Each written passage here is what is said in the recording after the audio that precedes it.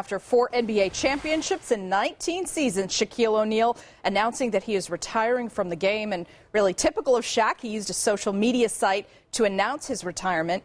He played this last season with the Celtics, but just cannot overcome the effects of a right Achilles injury.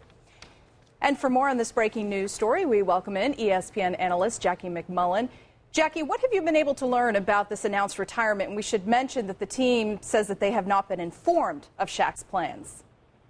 Oh, is that so? I didn't know that myself. I walked in here somewhat unsuspecting myself this morning. We're working on a book. I was here to do that and was greeted by a bunch of technology, some of which I recognized, some of which I didn't. This is cutting-edge Shaq. He had it in his mind for a while that he wanted to announce his retirement on tout. And then I had a chance to sit down with him and talk to him a little bit about really the struggles he had down the stretch with Boston. And I don't think people realize, I know that I didn't, the extent of which he went through to try to get back out on the court and help the Celtics as they're trying to win a championship. Multiple cortisone shots in the back of his Achilles, a lot of rehab work, and it just didn't respond. And I think at the age of 39, he realized, you know what, it's time. Through that conversation with him, what kind of a sense did you get of just how hard this is for him to walk away from the game? Right.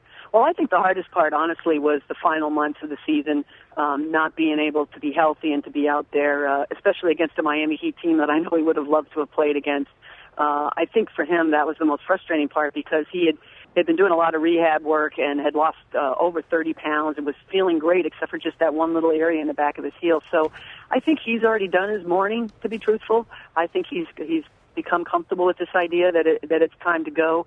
So I think today there's a little bit of happiness, a little bit of joy, and a chance to sort of sit back and reflect on a truly one-of-a-kind career. Yeah, 19 years, Jackie, 4 NBA titles, a 15-time NBA All-Star. He is 5th all-time in points scored career-wise.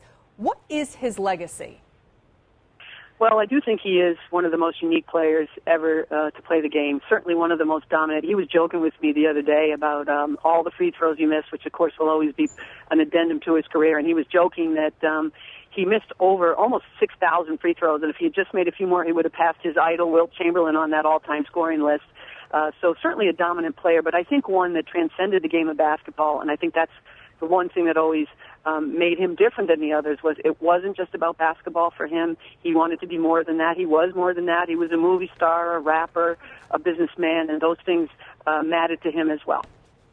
ESPN NBA analyst Jackie McMullen. Jackie, thanks for the insight into this.